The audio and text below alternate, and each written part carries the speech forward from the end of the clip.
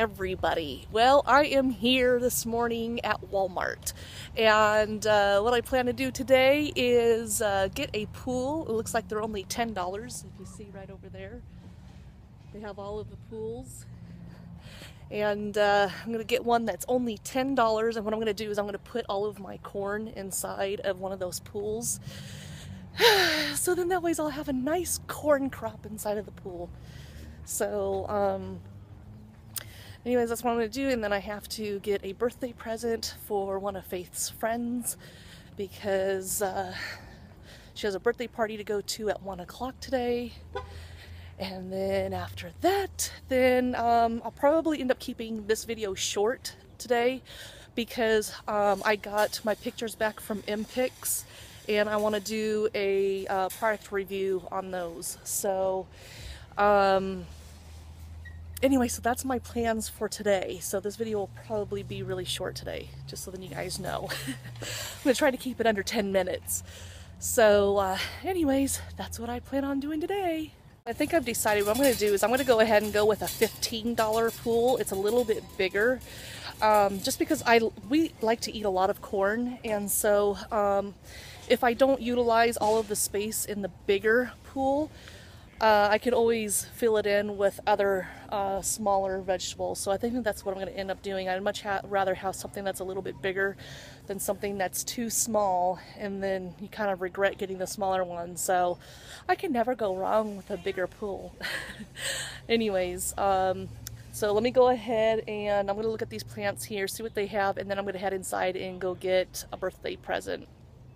The plants are still way too expensive. They're like $6 a plant.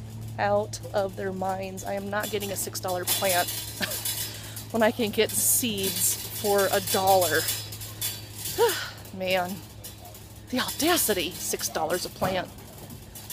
Well, this certainly is a change of events. Look at there, there's no more panhandling sign there.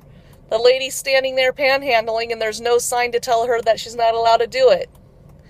Well, so much for that. I guess they can panhandle all day long now. Okay, so I'm finally home from Walmart, and Faith is now home as well. My mom dropped her off. And so we now are out the door, getting ready to go to the birthday party. So this is what I ended up getting the birthday girl. It's the Ever After High Barbie doll, and this one is Madeline Hatter. She is super, super cute. Look at how cute she is. I'm going to go ahead and try to get all the details from her. And yeah, so I guess she really likes these. I sent a text to her mom to find out what kind of things she's into, and she likes these dolls, and she does not have this one, so I'm hoping that she'll like it. So we are out the door right now while Faith is filling out the birthday card, and we are gonna be on our way. Okay, so I just dropped Faith off at the birthday party at the bowling alley. Oh my gosh, okay, so this is the thing with me. I get very stressed out when it comes to being to places at a certain time, and when I don't get there on time, like I just totally freak out, and I'm just like, I gotta get there on time. I think what it is it stems from me, because when somebody plans something with me, like, I expect them to be on time so then we can go and do whatever it is that we have planned. And the way that I feel when somebody doesn't, like, stick with their commitment, like, I just don't want to do that to somebody else. So with me, I am a very, very punctual person, to the point to where it's actually kind of not a good thing.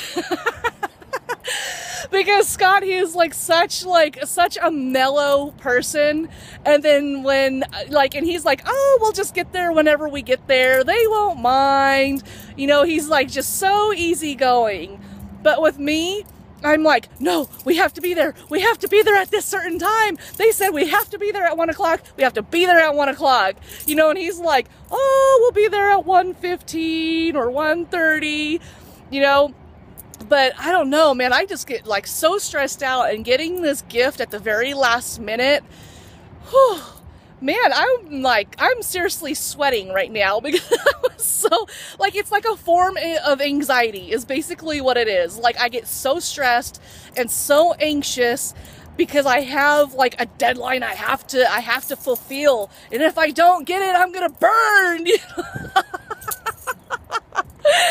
Oh gosh. So now she's here. She's actually here on time. She's here, I think, even like 5 minutes early. Thank goodness.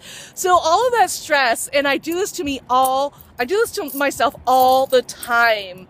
It's like I stress so much, and I always end up getting to the place on time, but there's like so much stress that is so involved to get to the location. So how are you guys? Are you guys like me, where like you like get like a form of anxiety trying to get to your location on time? Or are you guys more like Scott, where it's just like, whenever I get there, I get there? You know, it's like so funny because there's like two ways of how people are. You know, it's like there's one side of Scott, and then there's my way. Man, not to say that either one of them was wrong or right, it's just that that's our personality and the way that I guess we respond to commitments, or like, you know, like birthdays or whatever we're invited to. So anyways, leave your answer down in the comments down below. I'd love to know, like, are you guys like more like Scott or more like me when it comes to your commitments, when it comes to, you know, being somewhere at a certain time? Let me know. Okay, update time. Scott is on his way to go pick Faith up from the birthday party at the bowling alley, and I am here in my backyard and I am sweating so bad. But things have to get done. So let me go ahead and give you a run through what I have done so far and what I plan on doing. Okay, so we have the swimming pool here. This swimming pool, there were two different ones. There was a $10 one, and then there was another one for $15.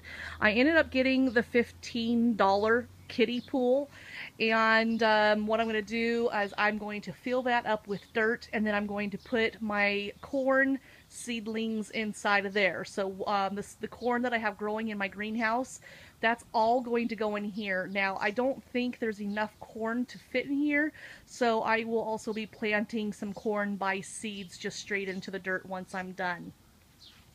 Then the little fences that are in there, those were, gosh, I think those were each like $4. And so what I'm going to do with those, or actually what I'm in the process of doing, is to keep the dogs out of my potatoes. I have the fencing going up inside of my barrels. So as you can see here, I mean, these things are just thrashed. They are so thrashed. Like there, it's like a totally empty spot. Over here, these ones aren't looking too bad. Those ones over there aren't looking bad. Those ones looking bad. These ones, they're okay. This one here, you can obviously tell that there's been some kind of animal in there. That would more than likely be Ted. Ted likes to get into the dirt and kind of burrow, make little burrows, and then he just lays in the cool spots. I don't know why he does this, because he comes and goes into the house as often as he wants. So, but he likes to be outside, but when he's outside he also likes to be cool. So we have a bunch of these little you know, areas where he likes to lay, and unfortunately these barrels are those areas because they're in shaded areas. This one right over here, these are my my potatoes that are inside of the cardboard boxes.